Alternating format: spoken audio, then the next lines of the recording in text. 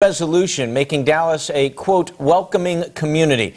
Commissioners approved this resolution on Tuesday. It's not legally binding, but there is wording in there that raises some questions, specifically a line that says, Dallas County calls on local law enforcement agencies to end non-essential collaborations with ICE.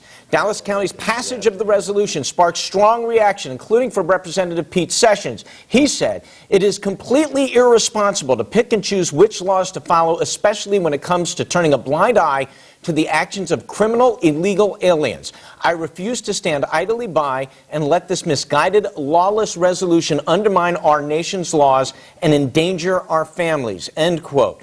Well, yesterday, the state Senate did pass State Bill 4. That's also known as the anti-sanctuary bill. It would strip funds from sanctuary cities and make it a criminal act for any elected official to violate it. Joining me now this morning is Representative Sessions. Congressman, thank you for joining us.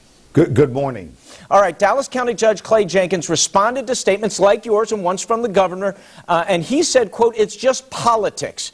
People in the legislature want to show who's the toughest on immigration. Do you think this is just politics?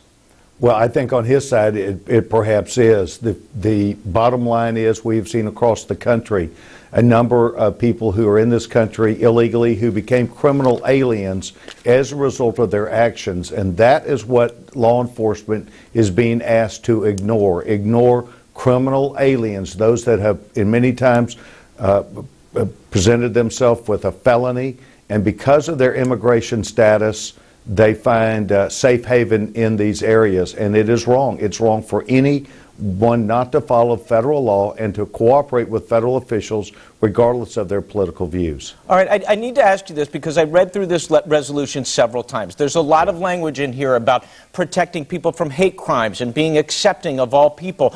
I don't see in here where it says that they should break the law or ignore the law. What did you see that got you so angry? Well, I'll tell you what I see. I see a blatant attempt to try and take what we believe is a very precious process, and that is for people in this country to have the right to be protected.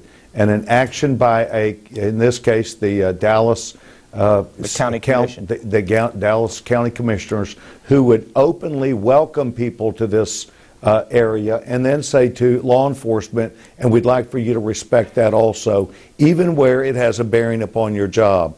And I believe that that is obviously not just political, but a statement that would bring people as a haven to this area when we're trying to make sure that as we deal with criminal syndicates, drug cartels, and other things, that we effectively follow the law and protect our citizens. And that's what I believe is at the heart of the issue here. Following the law. Congressman, the resolution also brought up some very interesting financial things that I think a lot of people might not be aware of. Undocumented immigrants paying $178 million in property taxes, $1.4 billion in sales taxes. Also talks about the cost for the city to detain these immigrants and how they don't get that money back from the national government.